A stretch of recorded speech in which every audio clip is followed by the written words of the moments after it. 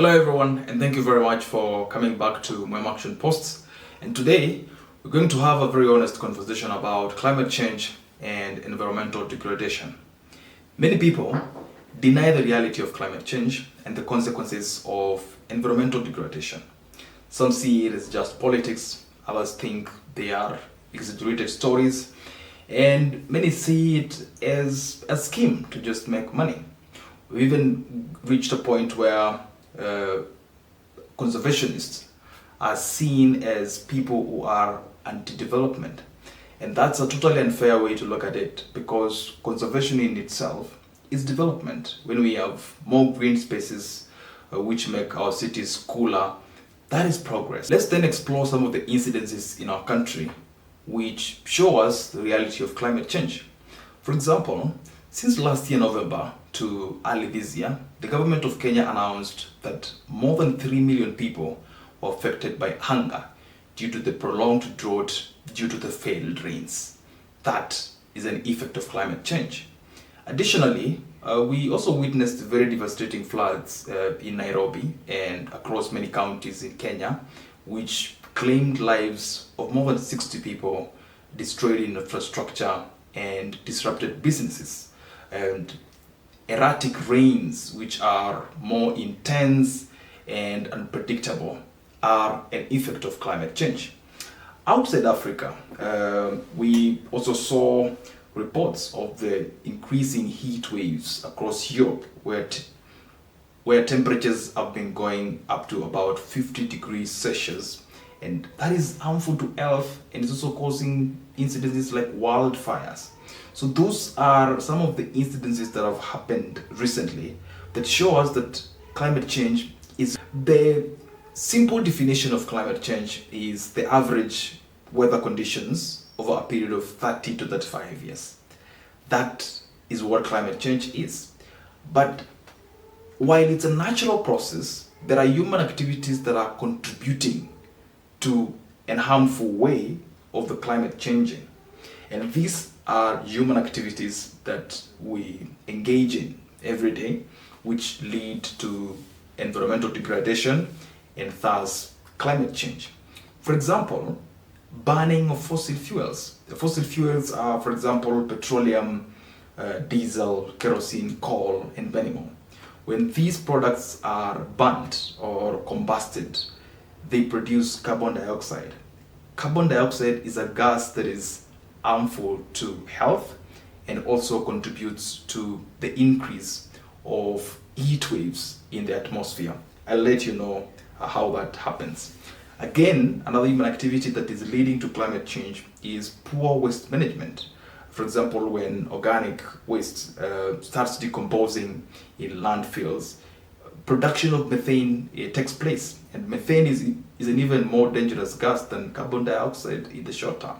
And so that again leads to health issues and increase in heat waves in the atmosphere. The other aspect of waste management is pollution, especially plastic pollution, which is affecting lives of humans and animals as well. When animals like cows feed on plastic bags, that bag goes and clogs their digestive system, and that leads to death of animals. When these plastic bags, again, the plastic bag you've dropped in Homa Bay somewhere, in Kitui, in Turkana, in Eldoret, that plastic bag could end up in a river or in an ocean, which will then choke a fish, a turtle, and lead to its death. That's loss of biodiversity. Every organism that is within the ecosystem has a role to play towards sustaining the other ecosystems. And so the other activity that really leads to climate change, which is hazardous, is deforestation, the cutting down of trees. We know that when we exhale carbon dioxide, trees take it in and give us oxygen. And so that means when we cut down trees, we have more carbon dioxide in the atmosphere and less oxygen for us to breathe. First, the increase of carbon dioxide leads to health problems, and that means we have less oxygen to breathe in. Again, the presence of carbon dioxide leads to increase in temperatures in the atmosphere.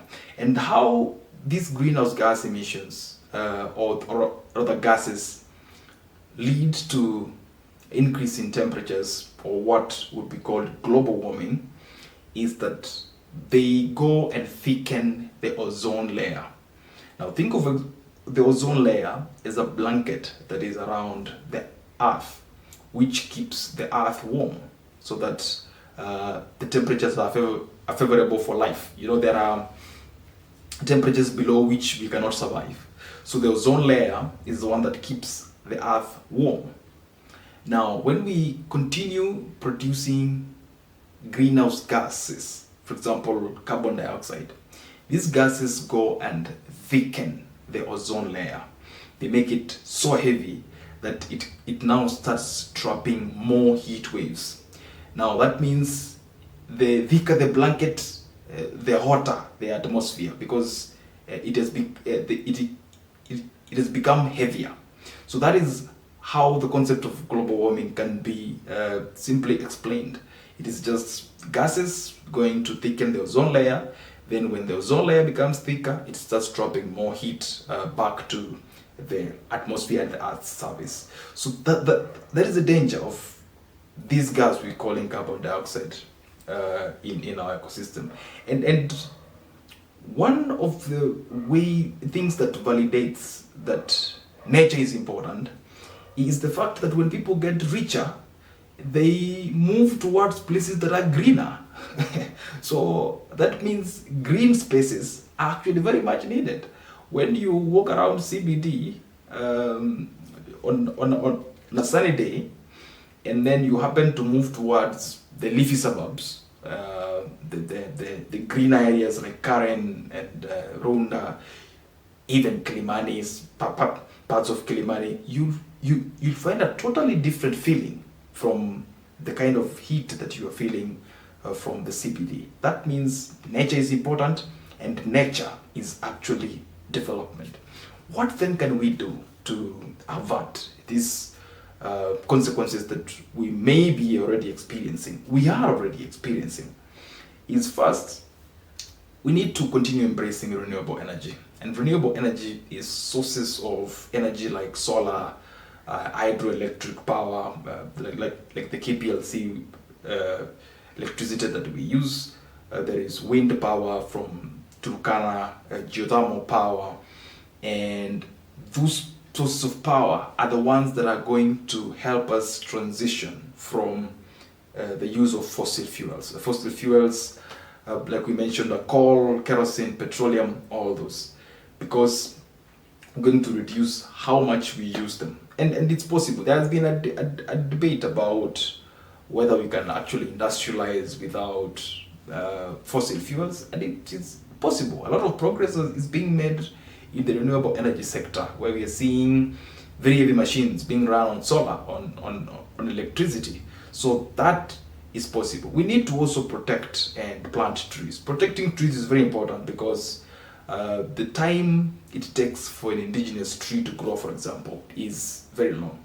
So that means we need to protect trees and also plant more, so that we can ensure that our species have more capacity to absorb carbon dioxide and make our environment cooler. The other key thing we need to do is also to manage our waste properly.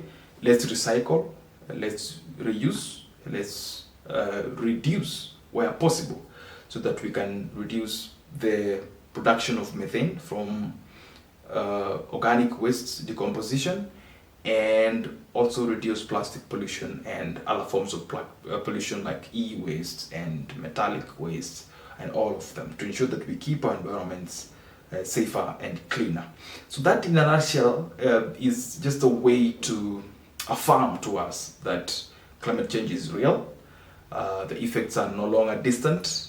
We are already experiencing many of them, and it's important that we take action, because there are also certain things that we have done that have contributed to environmental degradation and climate change.